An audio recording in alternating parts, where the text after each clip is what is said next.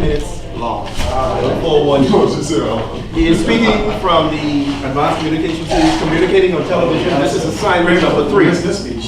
He has five if you include time objectives. He is to conduct a successful television interview, to understand the dynamics of a successful television interview or talk show, 20 minutes, to prepare questions to ask during the interview, to present a positive, not yet, confident image on the television camera, and his time is 10 minutes plus or minus 30. Toastmasters and guests, I speak of none other than Toastmaster Nathaniel Higgs, and his topic is Bahamian economic empowerment. Let's go.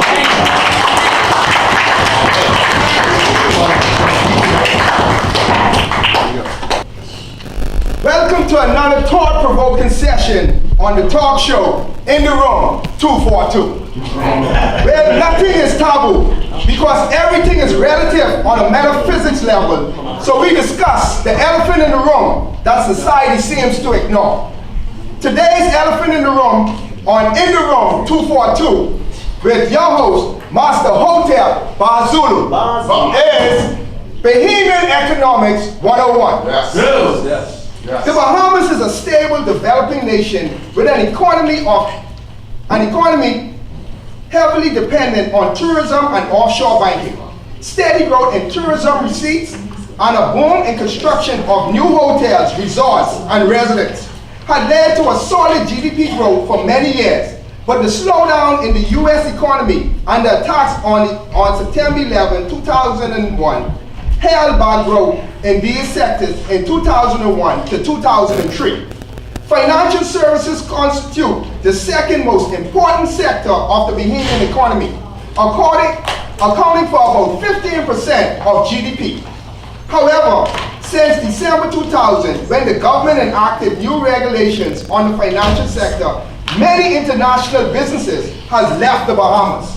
Manufacturing and agriculture together constitute approximately a tenth of the GDP and show little growth. Despite government incentives aimed in these sectors, overall growth prospects in the short run rest heavily on the fortunes of the tourism sector, which depends growth in the U.S., the source of more than 80% of our visitors.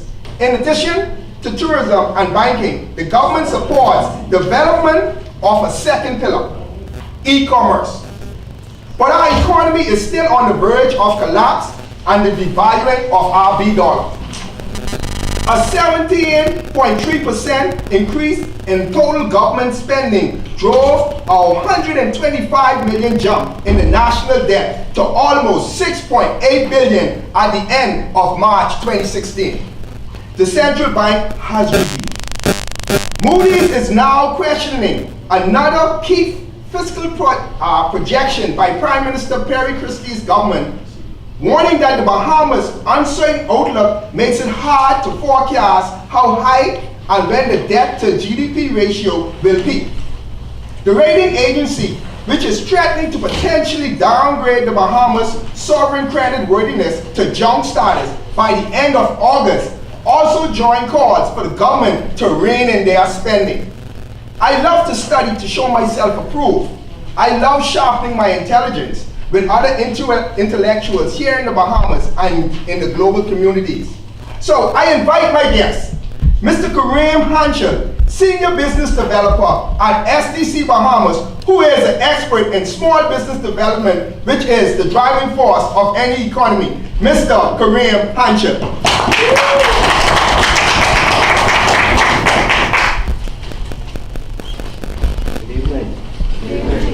This is an interactive show. At any time, the listening audience can join in the dialogue by using Facebook, Twitter, Instagram, or WhatsApp. In this session, the WhatsApp group, the club's WhatsApp group, Bahamian Economics 101.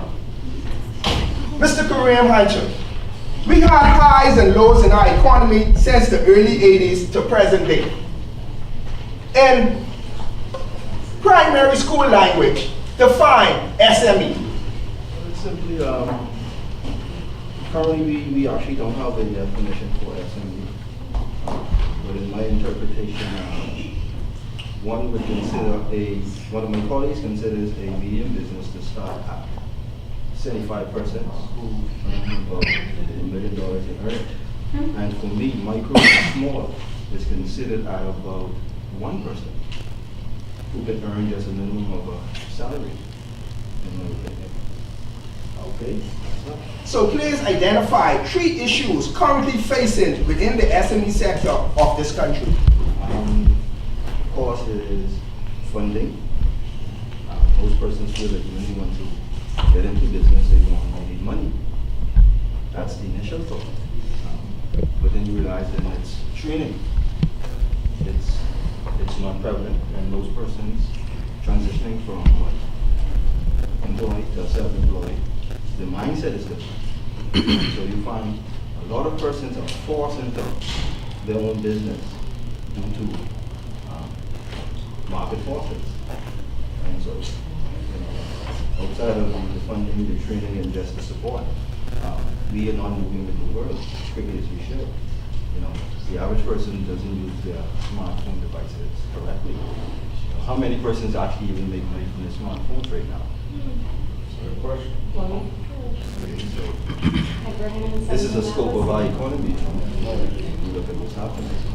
So, just to piggyback what you just said, do you feel that this PLP government has created any policies in their 4 years of being the government of the Bahamas? Have they set any point, because they had a job placement training program at Bahama, and they boast of BAMSI and a few other projects. Do you feel, are they helping the Bahamian people in this respect?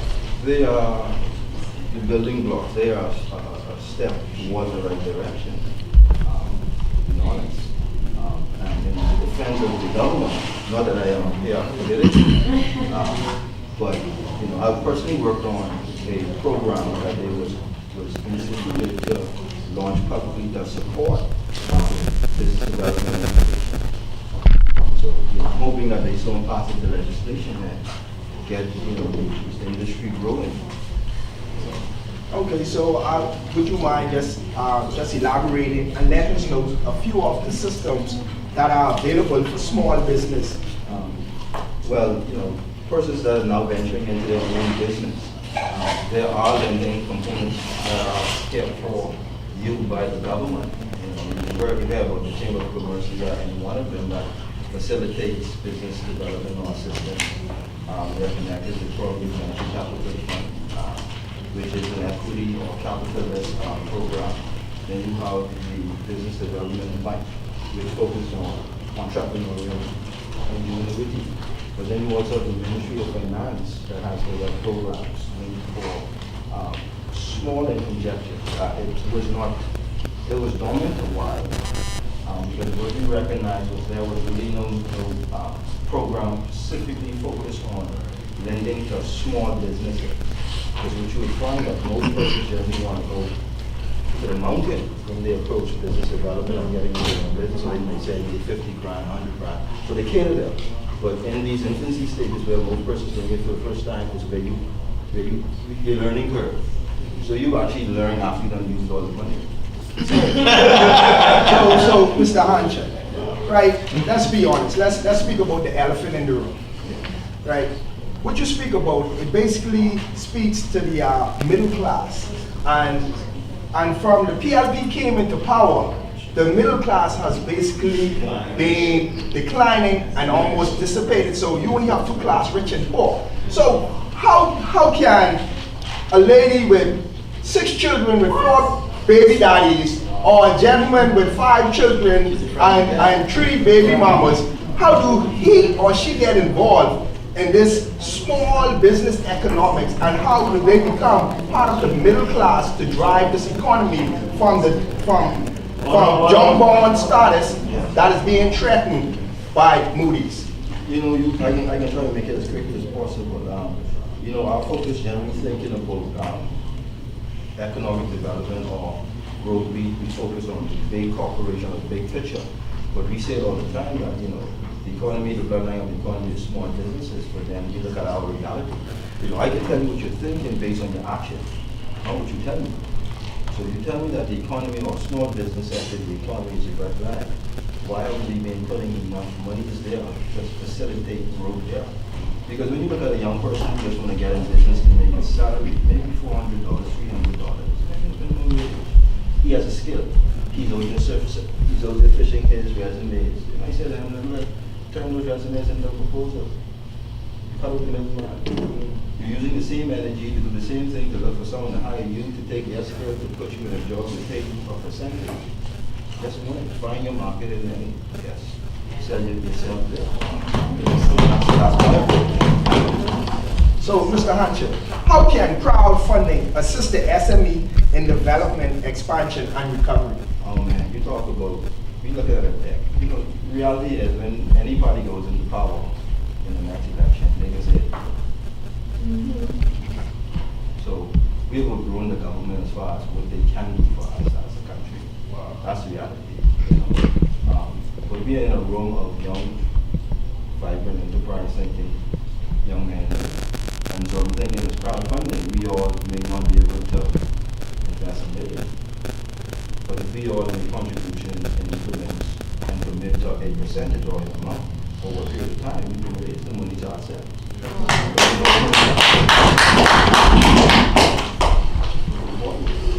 Thanks for joining me, your host, Master Hotia,